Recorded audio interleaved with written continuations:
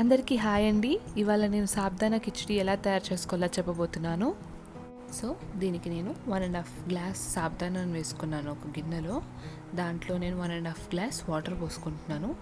అంటే ఎంత సాబ్దానా వేసుకుంటే అంత వాటర్ పోసుకోవాలన్నమాట. సో దీన్ని ఓవర్ నైట్ నేను నానబెట్టుకుంటున్నాను. తర్వాత రోజు తీసుకున్నాను నేను. చూడండి ఎంత బాగా నానిపోయాయో.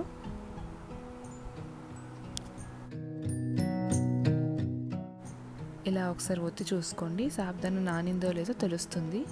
ఇప్పుడు నేను బాండీలో ఒక 1 కప్ పల్లీల్ని తీసుకుంటున్నాను. అవి బాగా ఫ్రై చేసుకోండి.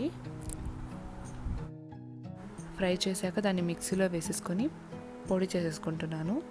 ఇప్పుడు ఒక బాండీ తీసుకొని అందులో 2 టేబుల్ స్పూన్ ఆయిల్ వేసుకుంటున్నాను. అందులో కొద్దిగా జీలకర్ర వేసుకుంటున్నాను, కొద్దిగా ఆవాలు అండ్ కొన్ని మినపప్పు వేసుకుంటున్నాను. దీన్ని బాగా ఫ్రై చేసుకోండి. ఇప్పుడు నేను ఆల్రెడీ ఫ్రై చేసి పెట్టుకున్న పల్లీలు ఉన్నాయి కదండి, అవి వేసేసుకుంటున్నాను. అవి ఎక్కువ ఫ్రై చేసుకోవాల్సిన అక్కర్లేదు, జస్ట్ నార్మల్గా చేసుకున్నాను. ఇప్పుడు నేను ఇందులో 1 ఆనియన్ కట్ చేసి పెట్టుకునేది వేసుకుంటున్నాను.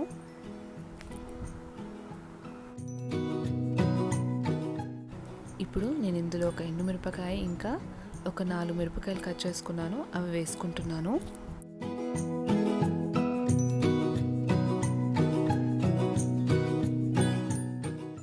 ఇప్పుడు నేను ఇందులో 1/4 టీ స్పూన్ పసుపు వేసుకుంటున్నాను.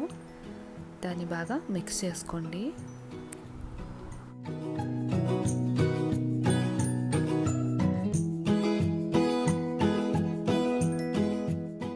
ఆనియన్ ట్రాన్స్పరెంట్ అయ్యాక మన సాబ్దానాని ఇందులో వేసేసుకోవాలి. ఇప్పుడు దీన్ని బాగా మిక్స్ చేసుకోండి.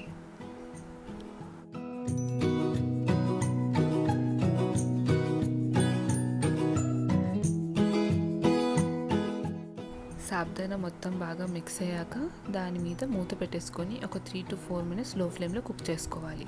3 to 4 మినిట్స్ తర్వాత తీసి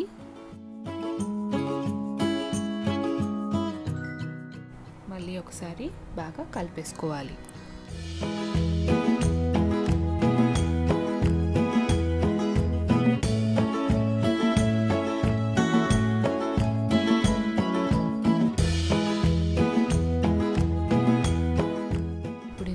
సరిపడ ఉప్పు వేసుకుంటున్నాను.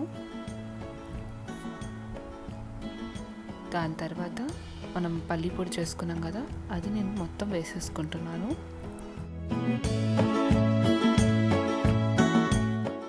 దీన్ని బాగా మిక్స్ చేసేసుకోండి.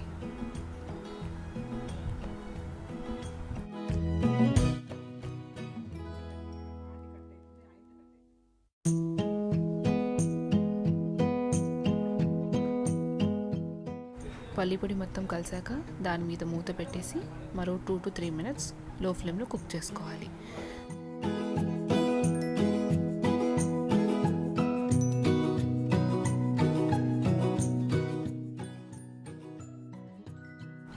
అంతే అండి, సాబ్దానా కిచడి రెడీ అయిపోయింది.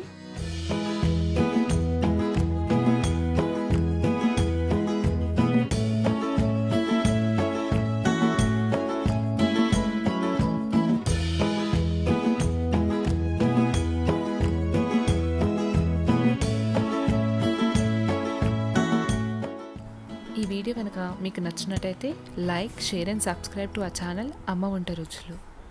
Thank you.